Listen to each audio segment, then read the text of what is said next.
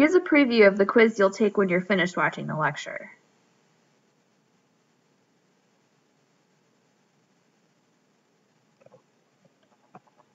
Every cell in our body has the same DNA because we all started out just as one cell, which kept dividing and dividing until there were trillions of cells, making up our whole body. Believe it or not, each one of them is identical. It's just that the instructions that a nerve cell needs are only used in nerve cells. There are some cells that are exceptions to this rule about being identical. And these are the cells that have the potential to create new life, eggs and sperm. Think about it. If a person produced identical eggs or identical sperm and had more than one child with their spouse, brothers and sisters would look identical. But we know that's not the case. Unless I told you, you probably wouldn't think that any of my siblings are related to me because we look so different. My two brothers are the same height, and me and one of my brothers, Eric, have blue eyes, but that's about all we share in common physically. We each have features of our parents, but the three of us came from eggs and sperm that were totally different. But how did that happen? We'll see as we study the process of meiosis, or how reproductive cells are made. Each person receives half of their DNA from their mom and half of their DNA from their dad. Since humans have a total of 46 chromosomes in our cells, that means we got 23 chromosomes from each of our parents. We call this one set because 23 chromosomes contain exactly one copy of all of our genes. Another word for this is haploid, and sometimes is represented by the capital letter N. At conception, two gametes, or eggs and sperm, come together so that the resulting baby has two sets of chromosomes, one set from their mom and one set from their dad. That means that you have two copies of every gene. Two eye color genes, two hair color genes, and two of every other genes also. How those genes interact to produce a person's physical characteristics is the study of genetics, and that will be our next unit. Since each person gets a set of chromosomes from their mom and a set of chromosomes from their dad, and each set contains one copy of all the genes, each person gets two of each of the chromosomes. So you could say that in each of our body cells, each chromosome has a sort of match, which contains all the same genes. Since you got one from your mom and one from your dad, the chromosomes don't have exactly the same versions, but they do have the same genes. These pairs of chromosomes are called homologous chromosomes. So remember, each single chromosome contains two sister chromatids, which have exactly identical DNA, which was produced during the S phase of interphase. Homologous chromosomes are separate chromosomes that have the same types of genes, but different versions. So, like blue eyes and brown eyes. Each gamete has just one chromosome from each homologous pair.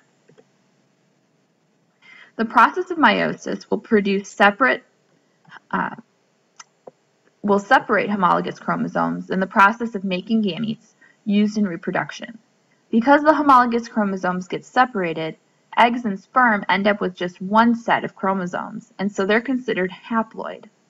Before meiosis begins, the cell that will divide to become eggs and sperm go through interphase, where the cell grows, duplicates its DNA, and prepares to divide. The process of meiosis involves two rounds of division, meiosis 1 and meiosis 2. During meiosis 1, homologous chromosomes separate from each other. You can see in the picture the cells start with 4 chromosomes, and after meiosis 1, the cells only have 2 chromosomes. During meiosis 2, each chromosome is separated at the centromere, just like in mitosis. One round of cell division produces 2 cells, and when those cells divide, it creates a total of 4 cells. So let's look at exactly what happens. You'll notice that the phases of meiosis 1 and meiosis 2 have the same names as mitosis. This is because the two processes are pretty similar. In prophase 1, chromatin condenses into chromosomes, the nuclear membrane dissolves, and centrioles move to opposite sides of the nucleus. You'll remember all these things happen during prophase of meiosis also. There are two important things that happen during prophase 1 in addition to those things that make prophase 1 unique. The first one is that homologous chromosomes line up next to each other. When they get When they're together during prophase 1, the homologous chromosomes are called a tetrad. They do this in order to cross over. What that means is that they switch DNA from the tips of their sister chromatids. We'll take a look at this in a little more detail in just a minute. Just like metaphase and mitosis, chromosomes line up in the center of the cell. However, the way they arrange themselves is very important. They form two lines in the center of the cell, where each homologous chromosome is across from its partner. This is because in anaphase, the homologous chromosomes are separated. One from each pair goes to one of the two new cells that form. Lastly, during telophase, the spindle fibers disappear, the nuclear membrane reforms, and cytokinesis occurs, splitting the cell in two. The chromosomes don't decondense at this point because the cells will immediately begin meiosis II and not go through interphase again. So let's look in a little more detail at some of the unique things that happen during meiosis I. There are two main important differences between mitosis and meiosis. The first is the process of crossing over, which happens during prophase I. Remember that in each of your cells you have two sets of chromosomes, one that you got from your mom and one you got from your dad. During prophase I, the chromosome with eye color gene from your mom can swap the tip of its chromatid but only with a chromosome from your dad that also has the eye color gene on it. Very important to remember, it can only cross over with its homologous chromosome, so different versions of genes are being exchanged, and not entirely different genes. The second unique thing that happens during meiosis is the way that the chromosomes line up during metaphase. Instead of lining up in one straight line, chromosomes line up in two lines. The two lines always have homologous chromosomes across from each other. That way, during anaphase, pairs of chromosomes get separated. No chromosomes are ripped in half during meiosis I. That means by the end of meiosis I, each new cell has half the number of chromosomes it started out with. So these two important differences between mitosis and meiosis are two important sources of genetic variation, making each sperm and egg different from each other. There are over 8 million different combinations of how homologous chromosomes can separate from each other. There's 23 pairs of chromosomes, and they could all line up so that the mothers are on one side and the fathers are on the other.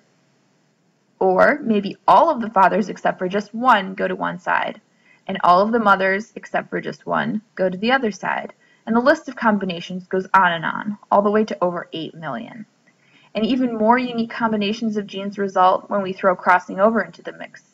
Geez, no wonder I don't look like my brothers. After meiosis I, the second division, called meiosis II, happens.